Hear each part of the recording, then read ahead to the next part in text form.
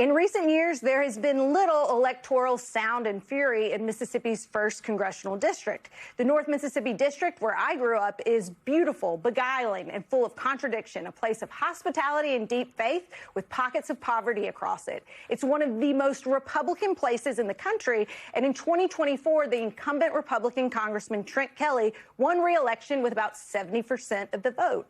But our next guest, Mississippi civil rights lawyer Cliff Johnson, has spent his lifetime fighting uphill battles for the underdog. As director of the MacArthur Justice Center, Johnson took on the practice of debtors' prisons in Mississippi and challenged indefinite detention for people held up for up to a year in jail without bail or access to a lawyer. As the Democratic nominee running to oust a 6-term Republican incumbency, he's campaigning on transparency and accountability. But will it be enough to unseat a longtime incumbent in this very red district? Cliff Johnson, Democratic nominee for Mississippi's District 1, joins us now here on set. So very pleased to have another North Mississippian at the table. We're proud of you back home. Oh, yeah, good to be here with you. Well, so I got to give you props for your willingness to go in, and you're waging a serious campaign in this district that, as you and I both know, is deeply Republican. Yeah. So how are you going to win over enough voters to make the difference and get past that line that Democrats have so struggled with to actually win in Mississippi? Yeah, and it's interesting, a first-time political candidate. And so what we know is what everyone says, and that is people are hurting. And this is the poorest state in America, and our district is like 400 out of 435 in terms of wealth. So we know that in this administration, where they promised you the sun and the stars and they didn't deliver, that there's some letdown. And we see it across the 1st District. So we're doing this. We're saying, one, we have to look at gas prices caused by this silly war. We have to look at grocery prices, housing prices, health care, all the things. But we also are aware that you have to be a credible messenger. And so we're out there saying, look, talk is cheap. Every candidate in both parties, actually, is talking about affordability. But I've been out there doing it. You said, I took down debtors' prisons. There was a judge who took a young woman's daughter, who's 4-month-old, said, if you aren't responsible enough to pay fines in court, you aren't responsible enough to raise a child. We got that judge fired. I got that court shut down. I've taken on the practice of, now we have aggressive panhandling laws in Mississippi that says if you're so poor you have to ask for money to eat, you have to buy a $25 a day permit in order to be permitted to do that in the most religious state in America. I thought Republicans were anti-regulation. In so many areas, right? I mean, this is part of the conversation we have, at least about normalcy, right? Like, where's the Republican Party of little c conservatism? And so it's a combination of, the message of affordability, and we're hurting and we're here to help you, but it's also, and I have done this work, and I am not part of a rigged system. I will not take corporate PAC money. I do not believe in trading individual stocks. I will not become a lobbyist. And, Trent Kelly, who's the incumbent, half of his money, more than $3 million, comes from corporate PACs and special interests. And I tell folks that guy's gone to Washington, and I will not do it. And that's really resonating, Elise. I think people want to know that you'll fight whoever needs fighting. So it sounds like you have some purchase, so to speak, on the affordability piece of all of this, that people really are frustrated with rising gas prices, rising housing prices, the fact that Medicaid expansion has not come to Mississippi.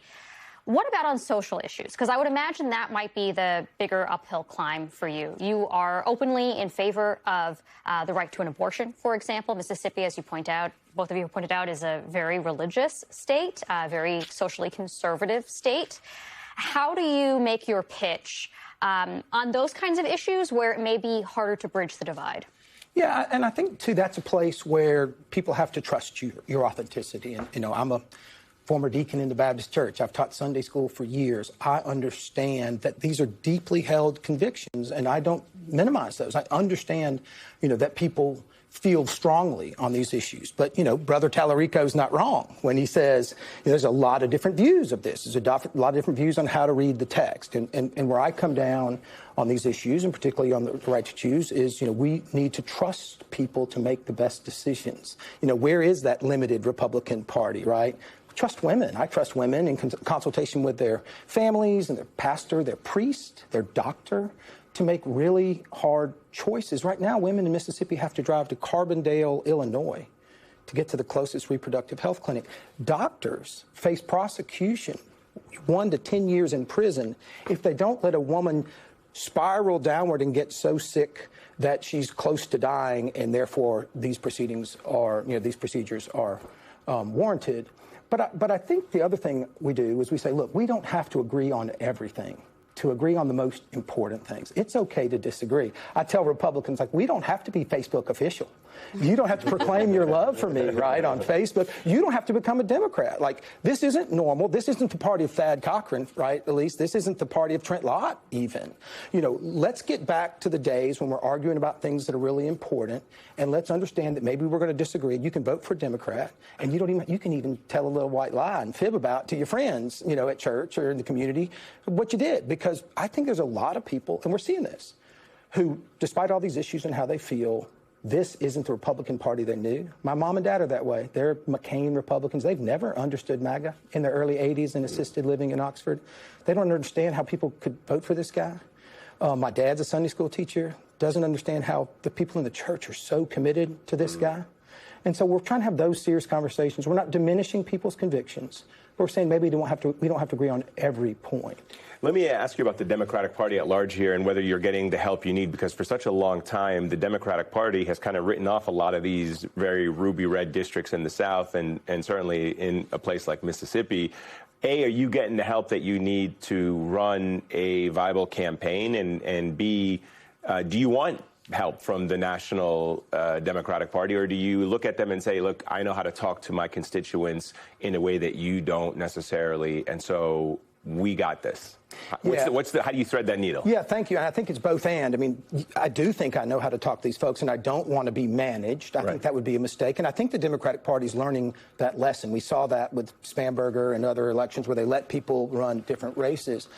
My district's 10,000 square miles. I noticed that one of your New York districts, 13, I think is 10 square miles, 10,000 square miles. I can't get my message out. So I'm having to drive people to CliffJohnsonForCongress.com, asking people around the country to contribute to help us get that message out. We don't have first-time candidate. I thought maybe there'd be some meeting of the candidates where we'd talk about smart things and come up with a strategy, or we'd have some sort of... Are you out on your own, basically? So you're getting no support from me and a 25-year-old campaign manager and a bunch of volunteers, a bunch of people who have gotten involved. But it's hard, and it's expensive. And so while we have, you know, people wishing us well in the Democratic Party, we need more help. And, you know, we appreciate the help that the Mississippi Democratic Party has given us, but it's limited in what they can do. So we're in a situation where the voter turnout among black voters in the blackest state in America is going to be huge because of that Calais opinion. You know, we had 7,000 people marching in the streets of Jackson, Elise, because they're afraid they're going to be canceled and erased. We have the wind at our backs. When you build a cult of personality, and that personality is not on the ballot, Donald Trump's not on the ballot, we're going to have a lot of people, Republicans, who don't vote. We have real opportunities. You know, Stacey Abrams, who's a Mississippi girl as well, Elise, is investing in Mississippi. She sees it. We're going to be purple. We can win. The last Democratic candidate for governor in Mississippi got 47.7% of the vote, lost by less than 30,000 votes. We have a Senate candidate who's the real deal in Scott Colomb. So we have opportunities. We do need help. And so, as I said, we do drive people to CliffJohnsonForCongress.com because it's all we could do. And I mean, it's the kind of help we need. All right, Cliff Johnson, best of luck to you. And thanks for coming on. Really appreciate it. And hopefully we'll keep in touch as we get closer to Election Day. Thanks for inviting the Mississippi candidate. It means a lot. Really does. Absolutely. Thank you all. Anytime. Thank you all.